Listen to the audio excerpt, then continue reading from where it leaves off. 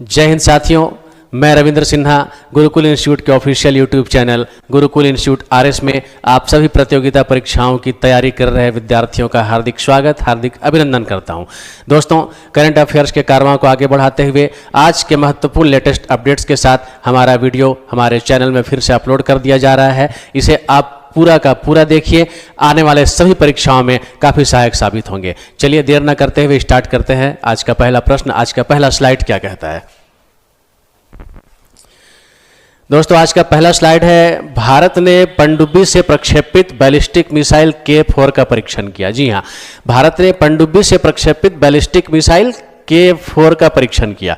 कौन से मिसाइल का परीक्षण किया? K4 का परीक्षण किया।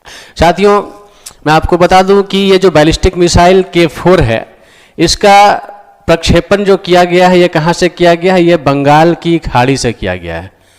बंगाल की खाड़ी से किया गया है, याद रखेंगे, बंगाल की खाड़ी से इसका प्रक्षेपण किया गया। और इसकी मारक क्षमता कितनी है? इसकी मारक क्षमता दोस्तों, इसकी मारक क्षमता है 3500 किलोमीटर। कितनी किलोमीटर? 3500 किलोमीटर। और भारत ने इस मिसाइल का जो प्रक्षेपण किया है, कहां से किया है? बंगाल की खाड़ी से, INS अरीघाट से। INS अरीघाट, याद रखेंगे साथियों। मिसाइल का क्या नाम है? K4। और मारक क्षमता कितनी है? 3500 किलोमीटर। चलिए बढ़ते हैं आज के अगले स्लाइड की ओर। और आज का अगला स्लाइड है, उच्चतम न्यायालय के न्यायाधीश नियुक्ति के लिए न्यायमूर्ति मनमोहन की सिफारिश की गई। जी हाँ, न्यायमूर्ति मनमोहन की सिफारिश की गई। साथियों, इस वक्त मैं बात कर रहा हूँ सुप्रीम कोर्ट की, भारत के सर्वोच्च न्यायालय की। और भारत के सर्वोच्च न्यायालय में वर्तमान में न्यायाधीशों की संख्या कितनी है? 32 है। ठीक है, वर्तमान में न्यायाधीश कितने हैं अभी फिलहाल सर्वोच्च न्यायालय में? 32 न्यायाधीश हैं। और इस वक्त जो न्यायमूर्ति मनमोहन है, ये फिलहाल दिल्ली हाईकोर्ट, न्यायमूर्ति मनमोहन कहाँ है इस वक्त? दिल्ली उच्च न्यायालय यानी दिल्ली हाई कोर्ट में जज के रूप में ये काम कर रहे हैं। और इन्हें सुप्रीम कोर्ट के कॉलेजियम ने, जी हाँ, सुप्रीम कोर्ट के कॉलेजियम ने इन्हें सुप्रीम कोर्ट के न्यायमूर्ति के रूप में बनाए जाने की सिफारिश की है। तो नाम जरूर याद रखेंगे, आपसे प्रश्न पूछा जा सकता है कि निम्न में से किन्हें, ठीक है, उच्चतम न्यायालय के न्यायाधीश नियुक्ति के लिए सिफारिश की गई है, किनके नाम की सिफारिश की गई है? तो साथियों, इसका राइट आंसर होगा न्यायमूर्ति मनमोहन। चलिए बढ़ते हैं आज के अगले स्लाइड की ओर। और हमारा अगला स्लाइड है, आर्थिक इतिहासकार अमीय कुमार बागची का 83 वर्ष की आयु में निधन हो गया। प्रश्न कैसे पूछा जाएगा आपसे? प्रश्न पूछा जा सकता है, अमीय कुमार बागची, नाम क्या है? अमीय कुमार बागची, जिनका हाल ही में 83 वर्ष की आयु में निधन हो गया, उनका संबंध किस क्षेत्र से था? जी हाँ, उनका संबंध किस क्षेत्र से था? तो ये कौन थे? ये देश के जाने माने अर्थशास्त्री थे, देश के जाने माने आर्थिक इतिहासकार थे। साथियों, नाम क्या है इनका? अमीय कुमार बागची। अमीय कुमार बागची, 83 वर्ष की आयु में इनका निधन हो गया है। चलिए दोस्तों, बढ़ते हैं अगले स्लाइड की ओर। और हमारा अगला स्लाइड है, विश्व के सबसे बुजुर्ग व्यक्ति जॉन टिनिसवुड का 112 वर्ष की आयु में निधन हो गया। जी हाँ, आपसे प्रश्न पूछा जा सकता है, हाल ही में विश्व के सबसे बुजुर्ग व्यक्ति जिनका 112 वर्ष की आयु में निधन हो गया, उनका नाम क्या था? तो साथियों, उनका नाम क्या है? जॉन टिनिसवुड। नाम याद रखेंगे, जॉन टिनिसवुड। उम्र कितनी रही इनकी? 112 साल। और रहने वाले ये कहाँ के थे? तो साथियों, रहने वाले इंग्लैंड के थे। कहाँ के रहने वाले थे दोस्तों? ये रहने वाले थे इंग्लैंड के। नाम याद रखेंगे, जॉन टिनिसवुड। चलिए बढ़ते हैं आज के अगले स्लाइड की। और हमारा आज का अगला स्लाइड कहता है, पीयूष गोयल ने कारोबार में आसानी पोर्टल लॉन्च किया। जी हाँ, पोर्टल का नाम क्या है? पोर्टल का नाम क्या है? कारोबार में आसानी, अर्थात ईज ऑफ डूइंग बिजनेस नाम का यह पोर्टल जो है, इसे केंद्रीय मंत्री पीयूष गोयल के द्वारा लॉन्च किया गया है। प्रश्न आपसे पूछा जा सकता है, हाल ही में केंद्रीय मंत्री पीयूष गोयल के द्वारा निम्न में से कौन से पोर्टल को लॉन्च किया गया है? दोस्तों, इस पोर्टल का नाम होगा ईज ऑफ डूइंग बिजनेस। क्या नाम है? Ease of doing business. अब दोस्तों, पीयूष गोयल, तो ये पीयूष गोयल वर्तमान में कौन है? जी हाँ, पीयूष गोयल वर्तमान में कौन है? तो पीयूष गोयल वर्तमान में भारत के उद्योग एवं आपूर्ति मंत्री हैं। जी हाँ, उद्योग एवं आपूर्ति मंत्री कौन है? पीयूष गोयल है। नाम याद रखेंगे, श्री पीयूष गोयल, जो कि वर्तमान में भारत के उद्योग एवं आपूर्ति मंत्री है। उनके द्वारा कारोबार में आसानी अर्थात ईज ऑफ डूइंग बिजनेस नाम का जो पोर्टल है उसे लॉन्च किया गया है। चलिए बढ़ते हैं अगले स्लाइड की ओर। तो चलिए दोस्तों बढ़ते हैं आज के अगले प्रश्न की ओर। हमारा आज का अगला प्रश्न है, स्वीडिश फिल्म क्रॉसिंग ने जीता ICFT यूनेस्को गांधी पदक। जी हाँ, आपसे सवाल पूछा जा सकता है कि निम्न में से किस फिल्म को ICFT यूनेस्को गांधी पदक पुरस्कार दिया गया है। साथियों उसका नाम क्या होगा? क्रॉसिंग। उसका नाम क्या होगा? क्रॉसिंग। याद रखेंगे, नाम क्या है? क्रॉसिंग। चलिए साथियों बढ़ते हैं आज के अगले प्रश्न की ओर। और हमारा आज का अगला प्रश्न है, अब जो अगला सेक्शन आएगा वो बिल्कुल क्विज के रूप में आएगा। आप देखिए यहाँ पर सवाल है, सवाल के नीचे आपको 4 विकल्प दिए गए हैं, सही विकल्प का आपको चयन करना है।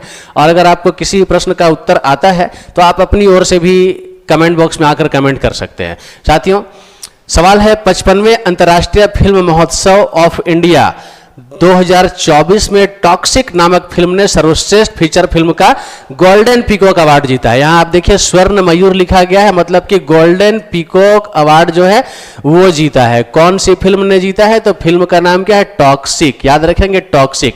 और हाँ, ये टॉक्सिक को किस समारोह में इस पुरस्कार से नवाजा गया? कौन से समारोह में इस पुरस्कार को प्रदान किया गया? तो साथियों समारोह का नाम है अंतर्राष्ट्रीय फिल्म महोत्सव ऑफ इंडिया। जी हां, अंतर्राष्ट्रीय फिल्म महोत्सव ऑफ इंडिया। और प्रश्न यहां पे पूछा गया है आपसे कि इस फिल्म का मूल देश कौन सा है। जी हां, इस फिल्म का मूल देश कौन सा है? कहां की फिल्म है ये? तो साथियों ये जो है ये लिथुआनिया की फिल्म है। ऑप्शन बी आपका करेक्ट आंसर होगा, लिथुआनिया। याद रखेंगे, लिथुआनिया।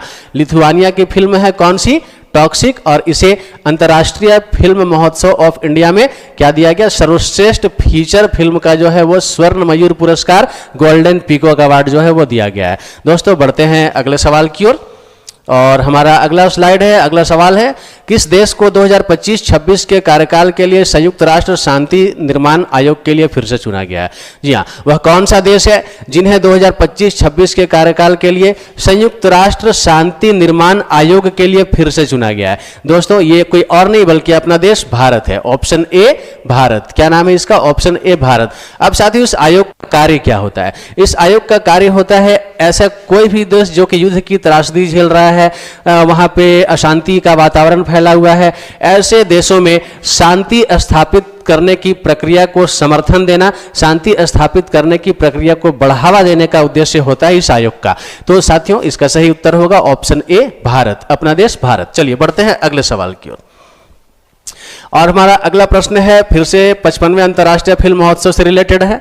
और प्रश्न यहां पर देख सकते हैं आप जिस तरीके से है, 55वें अंतर्राष्ट्रीय फिल्म महोत्सव ऑफ इंडिया अर्थात IFFI। अब IFFI अर्थात international film festival of India, international film festival of India 2024 में भारतीय फिल्म व्यक्तित्व पुरस्कार से किसे सम्मानित किया गया था? जी हाँ, भारतीय फिल्म व्यक्तित्व पुरस्कार का मतलब है इंडियन फिल्म पर्सनालिटी अवार्ड। जी हाँ, मैं बात कर रहा हूं इंडियन फिल्म पर्सनालिटी अवार्ड जो है वो किसे सम्मानित किया गया? तो साथियों इसका जो सही उत्तर होगा ऑप्शन नंबर ए इसका सही आंसर है, विक्रांत मैसी। क्या नाम लिखा है? विक्रांत मैसी। याद रखेंगे 55वें अंतर्राष्ट्रीय फिल्म महोत्सव ऑफ इंडिया में इन्हें जो है वो क्या दिया गया? इन्हें भारतीय फिल्म व्यक्तित्व पुरस्कार से सम्मानित किया गया है। तो दोस्तों देर न करते हुए बढ़ते हैं अगले सवाल की ओर। और हमारा अगला प्रश्न है फिर से 55वें अंतर्राष्ट्रीय फिल्म महोत्सव से ही रिलेटेड है। यहां पर प्रश्नों को रिपीट करने का काम क्विज में किया गया है ताकि आपको और आसानी से सारे प्रश्न याद हो जाए। और क्विज के रूप में जब आपको ऑप्शंस दिखेंगे तो आप ऑप्शन से भी बहुत इजीली आंसर कर सकें। तो साथियों यहाँ पे आप देखिए 55वें अंतर्राष्ट्रीय फिल्म महोत्सव ऑफ इंडिया 2024 में ICFT यूनेस्को गांधी मेडल किस फिल्म ने जीता है? अभी थोड़ी देर पहले हम लोगों ने डिस्कस किया और बहुत ज्यादा ये अब चर्चा में नहीं लाना इसको, लेकिन इसका सही उत्तर क्या होगा? इसका सही उत्तर होगा क्रॉसिंग। क्या उत्तर होगा दोस्तों? क्रॉसिंग, यानी कि option number D is the right answer. चलिए साथियों बढ़ते हैं अगले सवाल की ओर। And the next question is, April 2024 में गिनीज वर्ल्ड रिकॉर्ड्स द्वारा दुनिया के सबसे बुजुर्ग व्यक्ति के रूप में किसे पहचाना गया था? अभी अभी हम लोगों ने इसे स्लाइड में देखा था और क्विज के रूप में भी हमारे सामने यह प्रश्न फिर से आया है। 4 ऑप्शन आपके सामने है।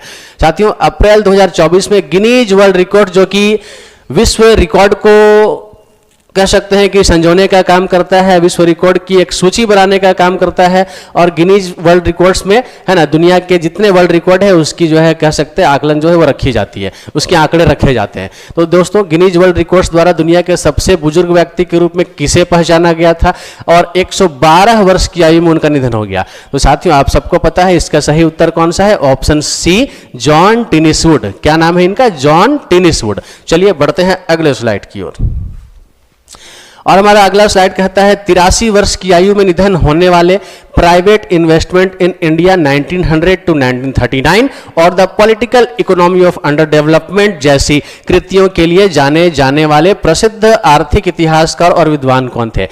थोड़ी देर पहले इसकी चर्चा कर चुके थे हम लोग, और यहां पर आपको बता देना चाहूंगा इस प्रश्न का जो सही उत्तर है वो है ऑप्शन बी, अमीय कुमार बागची। क्या नाम है इनका, अमीय कुमार बागची।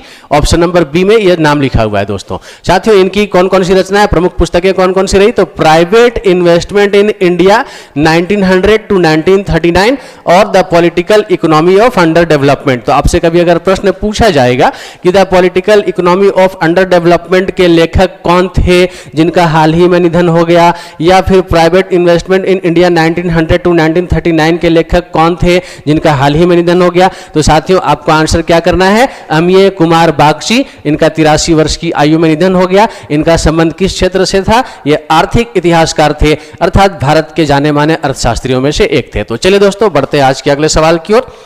और हमारा अगला सवाल है विश्व एड्स दिवस कब मनाया जाता है, विश्व एड्स दिवस कब मनाया जाता है।